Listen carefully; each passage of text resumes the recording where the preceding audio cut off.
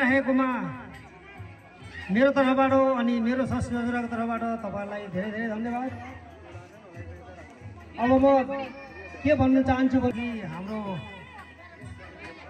हामी क्याप्टेन जेठो साहबले भनिहाल्नुभयो र अब यहाँ मात्रै हैन हामी अरु ठाउँ पनि जाने प्रोग्राम छ। त्यसले गर्दाखेरि अब उतातिर लागौँ होला भन्दै मेरो यो छोटो वक्तव्यलाई यही म अन्त्य गर्न चाहन्छु। धन्यवाद।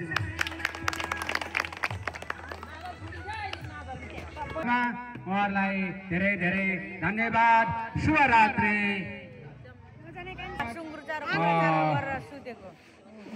दाइ हुनुहुन्छ उहाँले पनि